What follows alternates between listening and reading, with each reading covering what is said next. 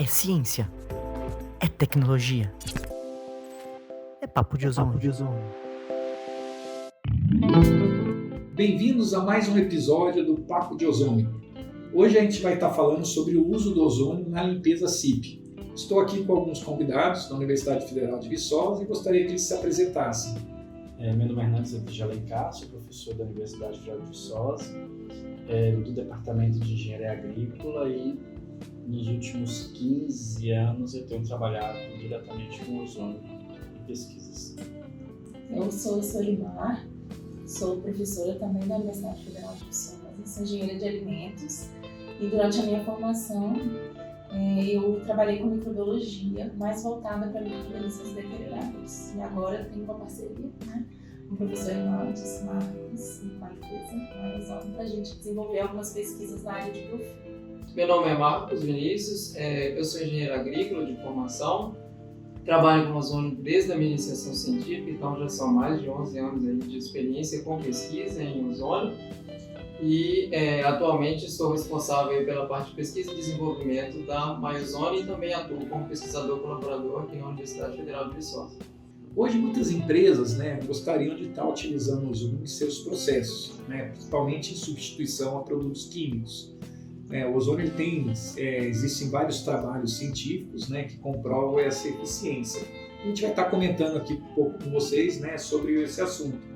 E hoje o principal motivo da limpeza CIP, primeiro que eu gostaria de perguntar para a Solimar, o que é limpeza CIP, Solimar? Limpeza CIP é uma sigla que quer dizer Cleaning in Place, que traduzindo do inglês para o português seria limpeza no local, ou seja, limpeza sem precisar desmontar os equipamentos, sem precisar abrir as tubulações. Então, dentro desse processo, que foi criado para a indústria de produtos lácteos, é um processo contínuo que pode ser completamente automatizado e a gente faz a recirculação das soluções de limpeza e de sanitização.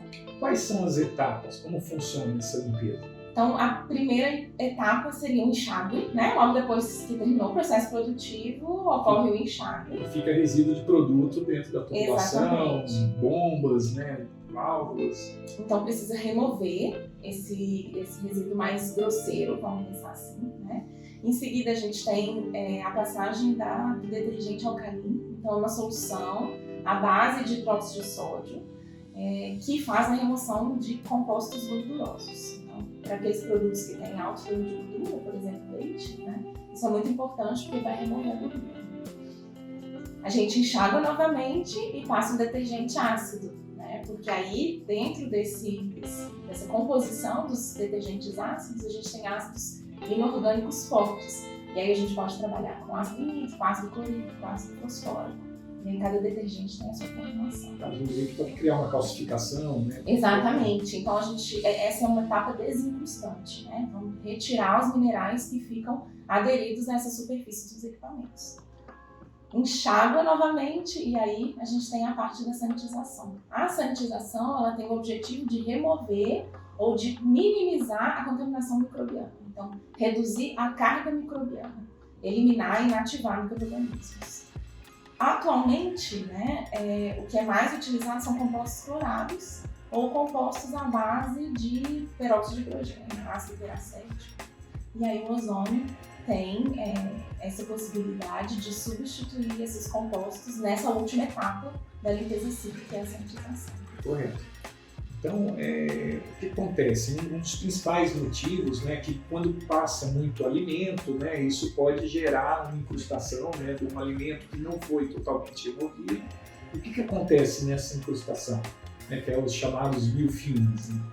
Isso aí, a gente tem dois tipos de incrustação, pensando na indústria de alimentos, Uma incrustação que pode ser basicamente com o composto mineral, então vamos pensar no cálcio do leite, mas a gente pode ter um problema mais sério quando a gente tem materiais biológicos associados a essa matéria orgânica que fica aderida à superfície. Então, no caso dos biofilmes, biofilme, por definição, é uma comunidade microbiana que está aderida a uma superfície e que consegue produzir substâncias poliméricas, que a gente chama de matriz polimérica extracelular, como se fosse uma barreira a esses sanitizantes que a gente utiliza. Então, a produção dessa matriz, que recobre essas células e permite que essas células fiquem aderidas à superfície, vai protegê-las desses estresses que são, né, o processo de sanitização dentro da indústria. E o risco de não remover esses biofilmes, qual que é? O risco é grande, né? Primeiro porque depois que o biofilme atinge uma etapa que a gente chama de maduro, então depois que o biofilme está maduro, ele pode se desprender. Então parte do biofilme pode se desprender e promover uma contaminação cruzada e promover a contaminação de outros materiais dentro da indústria, né? Do próprio produto final. No leite pode inchar dentro da embalagem final. Sim, aí a gente pode ter problemas. Aí depende da nossa comunidade que está no biofilme. Se a gente tiver patógenos, a gente pode ter a presença do patógeno no produto final, causar doenças para o consumidor, por exemplo. Ou se a gente tiver deterioradores, a gente pode ter um estufamento na embalagem, a gente pode ter separação de faces do produto, alteração de cor, e aí o odor desagradável, e a lista é enorme. Sim. Todas as bactérias formam biofilmes? Elas precisam ter algumas características especiais, né? A primeira delas elas devem ser capazes de se aderir a uma superfície. Então, para isso, elas podem produzir alguns apêndices celulares, né, que vão promover essa adesão na superfície. E, a partir do momento que tem essa adesão, elas podem, inclusive, promover ou facilitar a adesão de outras bactérias que a gente chama de más formadoras de biofilme. Então, essa comunidade multiespécie, ela vai se tornando cada vez mais complexa. A gente pode ter muitas espécies diferentes dentro de um mesmo biofilme, um ajudando o outro a se aderir ali. E não só bactérias formam biofilmes, fungos também. E a gente tem ainda biofilmes mistos, formados por bactérias e fungos ao mesmo tempo. Hernandes, gostaria que você comentasse qual fase entra o ozônio na limpeza SIP? Primeiramente, é importante eu comentar que o ozônio ele pode ser utilizado de uma maneira geral como gás e como água, como água ozonizada. Nesse caso específico da limpeza SIP, é possível o uso como água ozonizada como substituição dos sanitizantes tradicionais. Então, depois, como já foi falado, depois da limpeza, né, enfim, então, como sanitizante. E é interessante também a gente levar em consideração nessa aplicação que diversos fatores influenciam a eficácia do ozônio no meio aquoso para remoção de biofilme, enfim. O pH da água, a temperatura da água, todos esses fatores, as características físico-químicas da água, todos esses fatores devem ser levados em consideração. Então, em termos de aplicação, né, então, necessariamente, né, o que tem já evidência, né, informações científicas, era na etapa de sanitização, depois de uma limpeza realizada adequadamente. Sim. Marcos, como é que funciona esse processo? Seria da sanitização? Da sanitização. Então, a gente tem desenvolvido pesquisas, né, e equipamentos que podem aí ajudar a incorporar o ozônio na água, né, para fazer as sanitizações, né? E uma coisa importante também é que no caso da água ozonizada, né, eu posso ter ali 1 ppm na água, posso ter 5, posso ter 10, né? E dependendo da concentração, assim como na solução com ácido peracético ou com outro sanitizante, quanto maior a concentração, maior o poder de desinfecção. Isso tem que ser bem considerado. Né? Sim. Então, a gente tem aí geradores de microbolhas, né, superventures, são todas estratégias que vão aí aumentar a incorporação do ozônio na água para poder ter uma solução sanitizante mais eficiente. E ter aí concentrações de ozônio disponíveis na água que sejam suficientes para a remoção desses biofilmes, né, e sanitização dessas tubulações. Gostaria que você comentasse um pouco, né, desse trabalho que a gente está fazendo agora, nesse momento aqui com a universidade, onde a gente criou, né, o equipamento, né, uma planta piloto, porque uma coisa a gente pode fazer a aplicação, um estudo, né, com biofilmes usando cupom.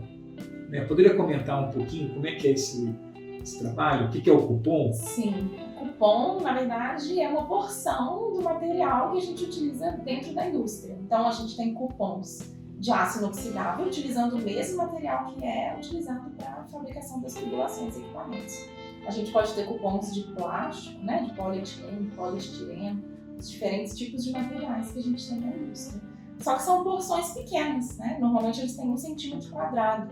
É o tamanho da área que a gente estuda. Então, dessa forma, a gente consegue propositalmente formar biofilme nessas superfícies abióticas e avaliar por microscopia, né, eletrônica, por diferentes técnicas que a gente tem disponíveis aqui na universidade. Porém, isso está distante da realidade industrial. Sim. Né? E aí, por isso que é tão importante a gente aplicar essa estratégia, né, ou seja, a ozonização, numa planta piloto, antes de aplicar industrialmente. O que é uma planta piloto?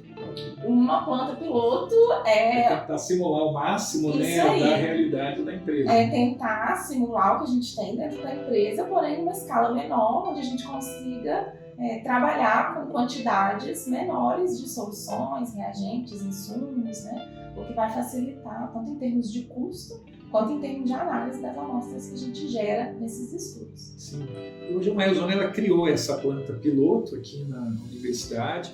Essa planta ela tem a capacidade, né, de trabalhar desde uma temperatura de água a menos 4 graus a uma temperatura 40 graus. Então dá para simular várias temperaturas, né, controlar qual é a dosagem de ozônio, né, a concentração que a gente vai ter dentro da água, simular a vazão da tubulação, pressão dentro da tubulação, né, e simular até a contaminação, né, com os corpos de prova, né. Queria comentar um pouquinho, Marcos, sobre isso? Sim, então, a ideia desse estudo aqui é a gente poder...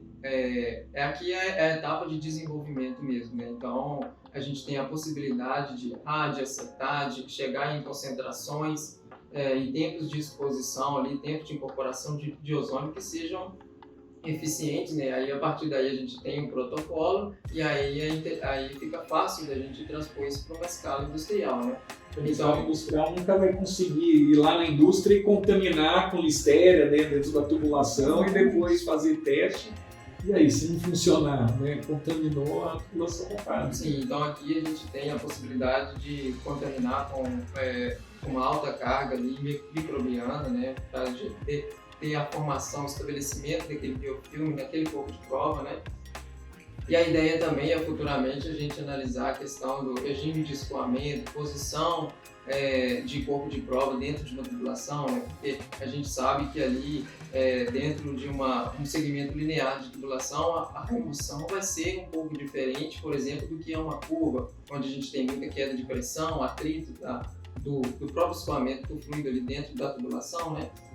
Então é esse tipo de abordagem que a gente está tentando com esse estudo, né, para poder entregar aí um produto, um protocolo, né, que tenha todas essas informações e que o gestor de alguma indústria de alimentos possa tomar uma decisão com base nessas informações que a gente tenta levantar nesses estudos que a gente está fazendo aqui na universidade. Então eu tenho ali o corpo de prova, contaminei ele, fiz o tratamento com ozônio. E como que a gente avalia depois esse corpo de prova? Que é um segmento ali de 5 centímetros, né, de tubulação, e a contaminação está lá dentro, né? Exatamente. A gente tem várias possibilidades, né? A primeira delas é remover esse corpo de prova, né? A gente vai depender da remoção desse corpo de prova da tubulação, já foi feito para isso, né? A gente vai levar para o laboratório e a gente vai avaliar a contaminação que permaneceu viva, né? Se permaneceu naquela superfície. Então, a gente tem algumas estratégias. Uma delas, a gente pode remover essas bactérias com suave. Desse suave, a gente pode fazer diluições seriadas, né? A gente vai colocar células que a gente removeu com auxílio de um suave dentro de tubos contendo meios de cultura específico para aquele grupo microbiano e a gente vai cultivar essas bactérias no laboratório. Depois, a gente consegue contá-las, né? Contá-las na forma de unidades formadoras de colônia. E a gente vai ter o resultado de quantas unidades formadoras de colônia a gente tinha por centímetro quadrado de área dentro daquela tubulação. Sim. A gente tem outras formas, né? Quando a gente trabalha com cupom, a gente faz microscopia. Só que dentro de uma tubulação isso não é possível. a gente usar um microscópio eletrônico, a gente só poderia usar uma superfície área plana. muito pequena, né? E uma superfície plana. Então, a nossa estratégia é preencher esse corpo de prova com meio de cultura, deixar esse meio de cultura se solidificar dentro do corpo de prova e depois remover o meio de cultura solidificado e manter em condições controladas no laboratório para Vai virar observar. um cilindrinho de Isso aí. prova. Vai virar um cilindro e a gente vai conseguir observar o crescimento, a multiplicação desses micro-organismos na superfície. Então, se houve uma remoção eficiente desse biofilme, não vai ter crescimento na superfície desse meio de cultura que foi colocado dentro do corpo de prova. Já no tratamento que seria o nosso controle, a gente espera, né, ter um crescimento visível a olho nu, a gente não precisa de um microscópio para isso, e assim a gente vai conseguir validar, né, as metodologias que a gente vai aplicar. Sim. Hoje o custo, né, dessa limpeza CIP ele é bastante alto, né, porque hoje a gente tem, além da energia elétrica, né, para conseguir aquecer essa água, né, fazer essa água passar, a gente tem um tempo de produção que o equipamento fica ocioso, que poderia estar produzindo, para ele poder ser limpo. Dependendo, às vezes, da indústria, passa ali 2 horas, 3 horas, né, até fazer toda essa limpeza, essa sanitização. Né? Então, o ozônio ele pode realmente ajudar dentro desse processo, né, além de reduzir o custo, né, desses produtos químicos que acaba sendo bastante altos, né? A gente vê num volume, né, numa indústria maior no final do mês, né? Eu acho que uma coisa importante é a gente também pensar no impacto ambiental, né? Hoje as empresas estão muito preocupadas, as empresas da sociedade de uma forma geral, na última década a gente passou a se preocupar com isso. E eu acho que essa alternativa do ozônio, a gente considera uma tecnologia sustentável exatamente porque a gente substitui a utilização de um composto químico que poderia causar um dano e a gente tem a degradação do ozônio ao final do processo. É um sanitizante que vai ser degradado em água. Né? E a gente não tem um substituto, um sanitizante biodegradável, por exemplo, para a utilização, né, nas condições atuais. E hoje as empresas sofrem, né? Porque elas fazem esse tratamento, então ela tem o efluente que ela gera durante o dia e na hora de uma limpeza CIP acaba mudando a característica do efluente. Então o efluente acaba aumentando o pH ou diminuindo o pH por conta das próprias soluções, então, né, e às vezes até prejudicando, né, lagoas de equalização, né, micro-organismos que estão ali, né, fazendo. Questão da segurança de alimentos, né?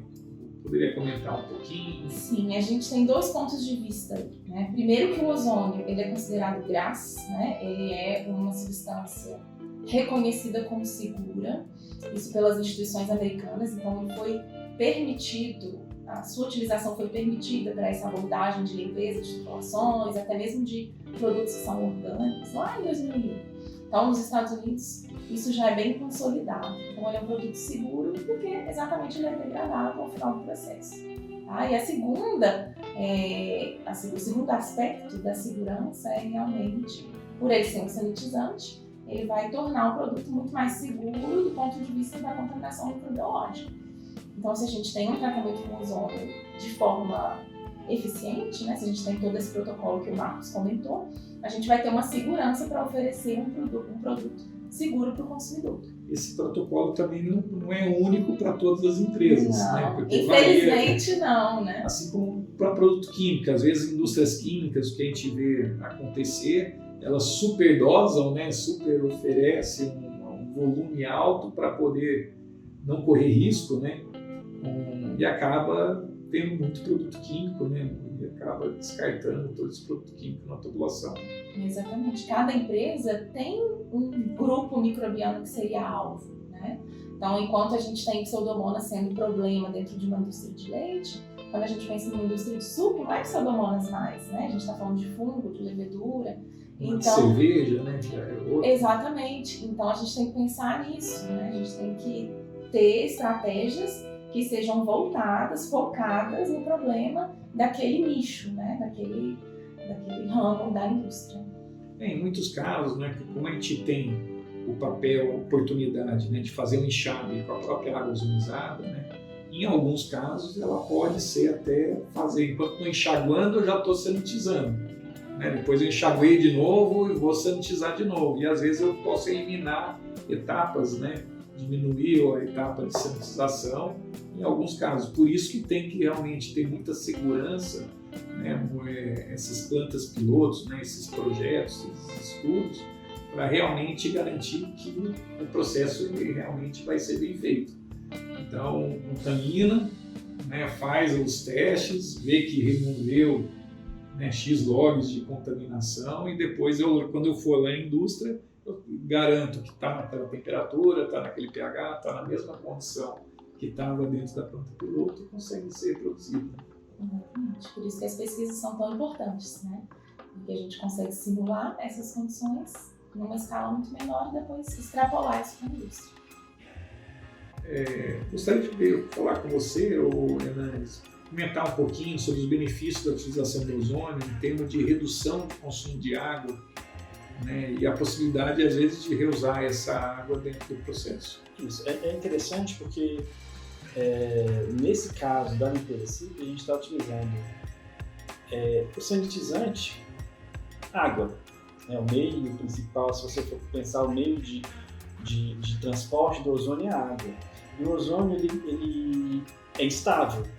Então você vai partir de uma água que não tem ozônio, o ozônio vai ser incorporado e ao final desse processo o ozônio vai ser degradado em função da sua instabilidade em oxigênio. Então você não tem um problema, eu vou gerar um volume de X mil litros de efluente, fazer algum tratamento específico.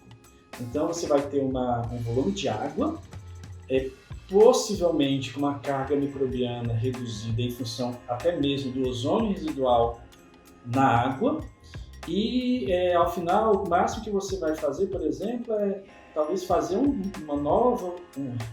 novo ciclo de ozonização para reduzir a carga microbiana residual.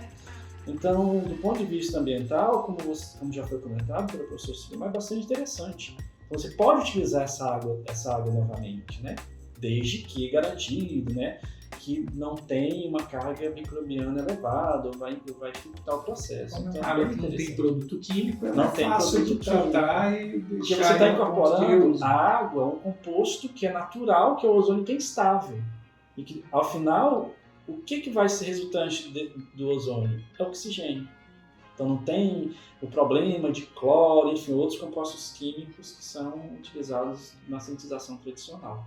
Não sei se você comentasse um pouco da experiência, né, da pesquisa que você já desenvolveu com ozônio em biofilmes. Tá certo. A gente desenvolve essa pesquisa em parceria, né? Somos um grupo que tem trabalhado dentro desse aspecto, utilizando ozônio para remover biofilme. E as últimas pesquisas que a gente desenvolveu e que estão em andamento, né? A gente tenta remover uma bactéria que é problema para a indústria de produtos de origem animal, com ozônio. E para isso a gente testa diferentes doses, diferentes tempos de exposição na remoção desses micro-organismos. Até então a gente usou cupons, né? E agora a gente tem disponível a planta piloto para poder ampliar esses estudos que são muito importantes, como já foi comentado, para a definição dos protocolos. Então estamos terminando mais um Papo de Ozônio. Gostaria de agradecer os convidados, né? É um tema que tem tido muita procura, né? Muitas empresas vêm procurar mais ozônio. Queria usar ozônio para limpeza simples, só que as empresas têm muita dificuldade. Existe um medo, né? Uma vez uma grande cervejaria, né, me procurou, né, que ele falou: Vivaldo, eu quero implantar ozônio no lugar do ácido peracético. Aí eu falei: tudo bem, qual que é a concentração que você quer? Ele falou: não sei. Aí eu falei: fala para mim qual que é. Eu falei: você vai querer confiar, né, algo que você conhece, né, que é um produto químico, um procedimento que você já vem usando há anos, trocar por algo que ainda é desconhecido, para depois você ver que se isso der um problema no lote de cerveja, né, quanto reclamação, né, quanto produto que pode ser devolvido. Eu falei: vamos aguardar, nós estamos construindo uma planta piloto e nós vamos poder desenvolver para você lá dentro da universidade, onde a gente vai contaminar com os micro-organismos em comum acordo com o seu departamento, né, de segurança de alimentos, e você vai poder acompanhar. E na hora de eu trazer o equipamento, né, a gente vem com realmente uma segurança. Qual que é a melhor temperatura da água? Se a gente verificar que é melhor a água estar 10 graus, então vamos construir o equipamento para usar essa água nessa temperatura mais baixa. Porque realmente o ozônio ele atinge, né, concentrações maiores, né, uma solubilidade maior em temperaturas mais baixas. Então eu acho muito importante, né, esse processo. Então gostaria de agradecer a vocês, se tiverem alguma coisa para finalizar e fazer as considerações. Eu agradeço a oportunidade, né? E só reforçar a importância dessas parcerias, desse contato das universidades, né? Das instituições de pesquisa com as empresas, né? Porque muito conhecimento é gerado nas universidades, de modo geral. Muitas vezes falta esse elo, esse contato, né? essa troca de informações, né? E todo esse processo é importante, inclusive no caso do ozônio. É uma tecnologia realmente que tem é muito promissora, mas é importante pesquisar, é importante ainda obter bastante mais informações, né? E o contato com as empresas, né? Isso tudo é muito importante. E as pesquisas são muito importantes, principalmente as publicações, para realmente amanhã, né, uma Anvisa, né, um outro órgão regulador poder ter segurança, né, o Ministério da Agricultura, que o processo é seguro, né, o processo é eficiente, poder até substituir, né, produtos tradicionais. Ou aprovar a recomendação como método alternativo, né? Correto. Isso tudo é importante. Obrigada, eu também agradeço. Assim como o professor Hernandes, eu acho que essa parceria público-privada é muito importante, acho que para todas as partes que estão envolvidas. Até mesmo para os nossos alunos que participam dos projetos, né? A gente vê o quanto eles ficam motivados e felizes quando a gente tem um problema real para abordar e para resolver. Então, um desafio, é um né? desafio. Exatamente. Marcos?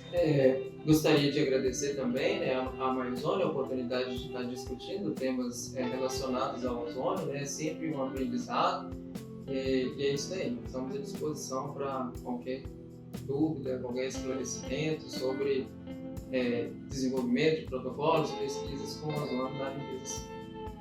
Obrigado, espero que vocês tenham gostado desse episódio e até o próximo.